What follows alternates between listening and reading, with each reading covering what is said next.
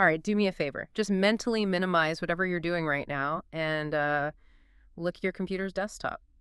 Or maybe your downloads folder. Eh, I think I know where you're going with this. I'm willing to bet there's a very specific icon sitting there.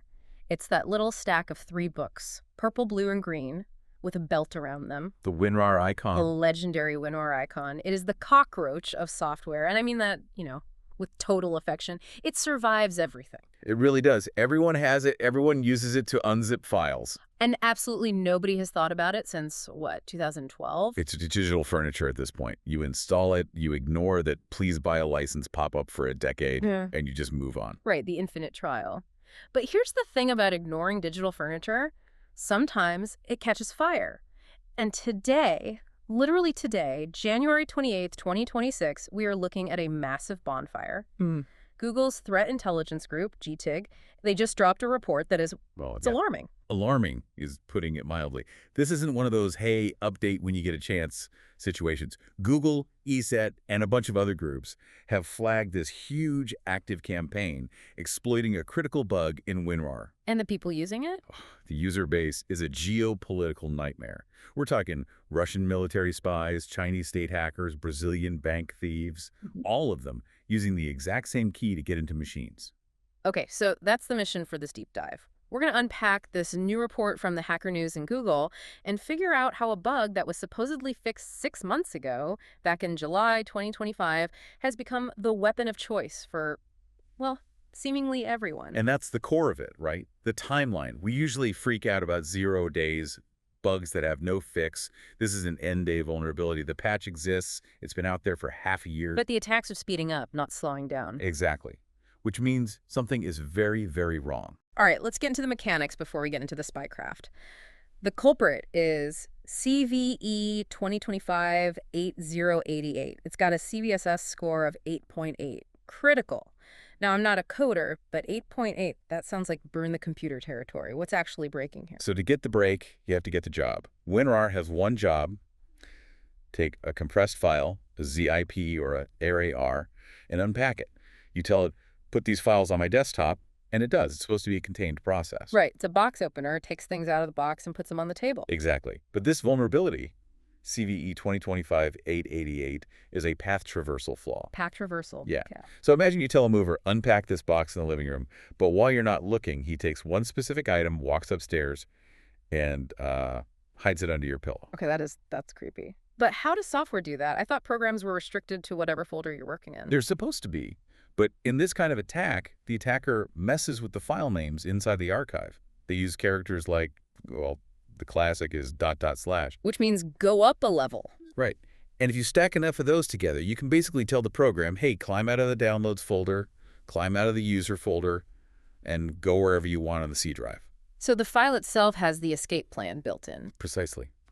And in this campaign, all these different attackers are targeting one very specific, very sensitive place, the Windows startup folder. Oh, the startup folder. Wow, that's a blast from the past. I feel like I used to mess with that on Windows 98. It's old tech, but it still works perfectly. Anything in that folder runs automatically when you log into your computer. So if an attacker can use this WinRAR flaw to drop a file in there. They don't need your password. They don't need you to quit anything. They just need you to unzip the archive. Then they just wait for you to reboot. It's a persistence mechanism. It is. But hold on a second. If I unzip a file and suddenly some weird program shows up in my startup folder, wouldn't I see that? Wouldn't Windows Explorer show me something strange just happened? That is the million-dollar question. Right. And this is where the attack gets really, really clever.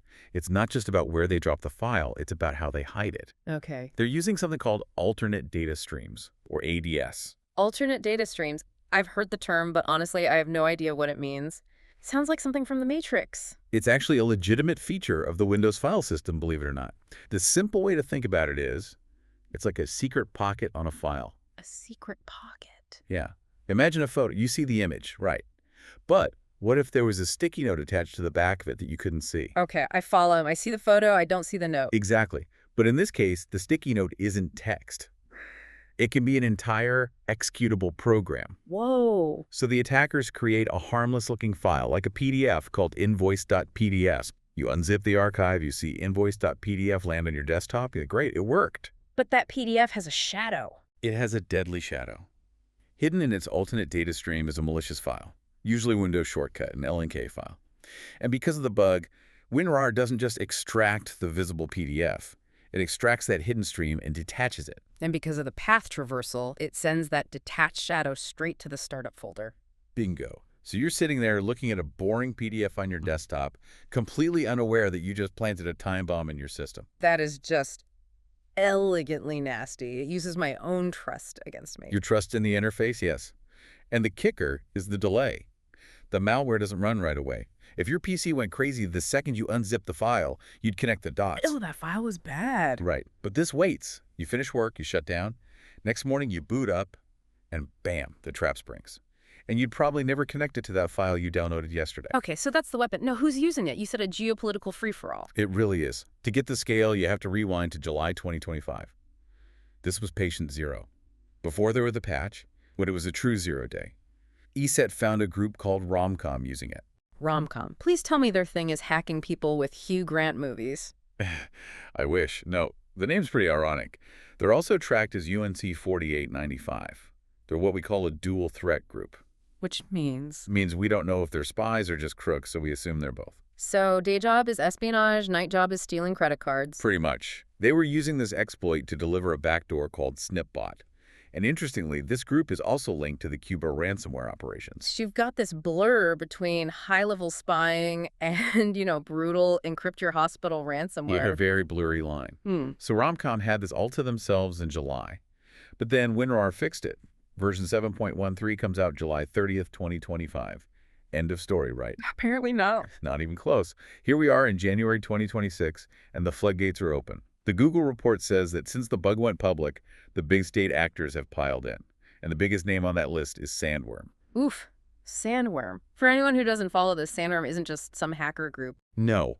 They are arguably the most dangerous cyber military unit on the planet. Russian military intelligence. The GRU. These are the people behind NotPetya, the ones who shut off the power grid in Ukraine. Twice. When Sandworm adopts an exploit, you pay attention. It's like seeing a tank pull up to a bank robbery. It just elevates the threat instantly. What are they doing with it? They're sticking to what they know, targeting Ukraine. They're sending those decoy archives we talked about, using the WinRAR bug to drop malicious LNK files. And they're using file names that look like, Ukrainian military documents. Which, if you're a government official in Kyiv, you almost have to open. Exactly. It exploits that urgency. But it's not just them. It's a whole reunion. You also have Gamardan and Turla. So all the big Russian groups? All of them. Gamardan's hitting Ukrainian government agencies too, but with a slightly different flavor. They're hiding HTML application files, HTA files, in the archives. HTA file? Yeah, it's web tech, but an HTA file runs as a fully trusted application on Windows. It's really powerful. And then you have Turla, another elite group, using it to deliver their own custom malware suite called Stockstay, aimed at drone operations. So 3 distinct Russian military groups, all independently deciding that this one WinRAR bug is the best tool for the job right now. It shows a real convergence of tactics. And it's not just them. Look east. Google found a China-based threat actor doing the exact same thing. Are they innovating or just copying the homework? A bit of both.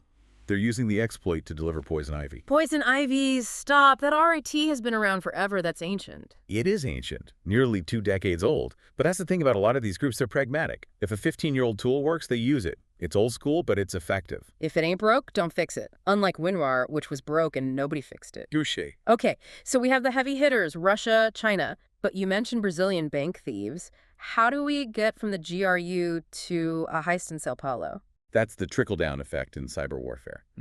These sophisticated exploits, they almost always start with state actors. But once the code is public, or a proof of concept gets out there, the barrier to entry just plummets. The dumpster divers of the internet pick it up? Or the sharks. Yep.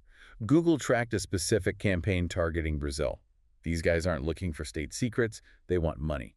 They're using the WinRAR exploit to drop a malicious Google Chrome extension. Wait, they can install a browser extension from the startup folder? Indirectly, yeah. The script forces Chrome to load the extension the next time you open the browser.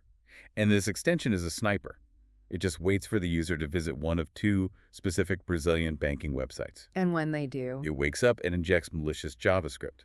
It'll either throw up a fake login screen or just scrape your password as you type it into the real one. So the URL is correct, the little lock icon is there, but your browser has been turned against you.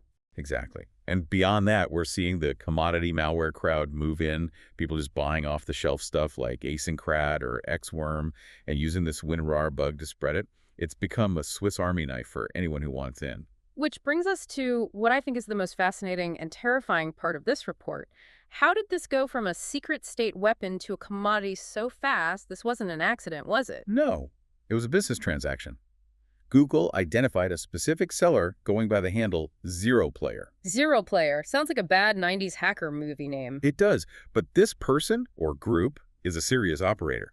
ZeroPlayer was selling a fully functional exploit kit for this WinRAR bug weeks before the public disclosure in July 2025. Wait. So while RomCom was using it in secret, this guy was putting it up for sale on the underground market. That's right, selling the how-to guide and the code for thousands of dollars. This is the industrialization of hacking. You don't need to be a genius coder who understands alternate data streams.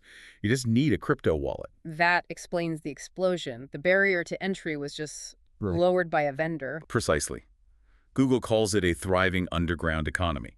Suppliers like ZeroPlayer do the hard R&D, and then they sell the weapon to anyone with cash, spies, thieves, whoever. It democratizes the danger. I hate that phrase in this context, but it makes perfect sense, and it all leads back to the other big factor: user apathy.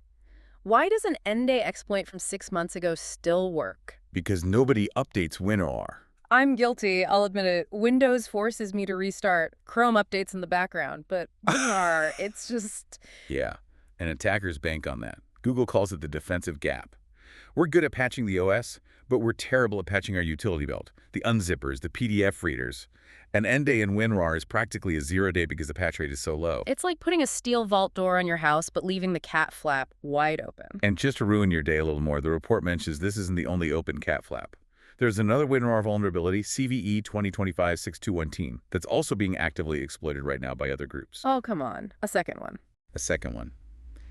Different mechanism, slightly lower severity, but it proves the point. WinRAR is under siege. It's the soft underbelly of the enterprise right now. Okay. I think we have successfully scared everyone. We've gone from funny stack of bucks icon to Russian military tool in about 15 minutes. So let's pivot. What do I do? It's very, very simple. Don't wait.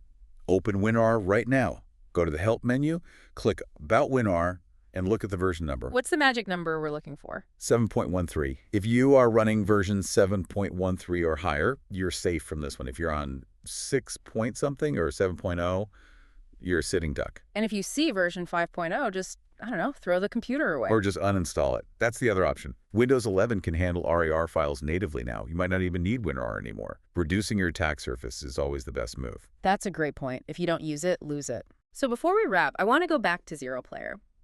That detail is really sticking with me. We only know about this today because the bug was found and patched and reported, but ZeroPlayer was selling it before any of us knew. That's the thought that keeps me up at night. We are looking at the smoke from a fire that started 6, maybe 7 months ago. But that marketplace didn't just close up shop. They're selling something else right now. Something we won't find out about until July 2026. Right. There's a whole supply chain of exploits moving faster than the defenders can catalog them. Today it's WinRAR. Tomorrow it's your PDF reader, your video player. The tools are being traded as we speak. Well, on that absolute ray of sunshine, check your versions, people. Seriously, do it right now. Don't be the person who gets hacked by a book icon. Stay safe out there. See you on the next deep dive.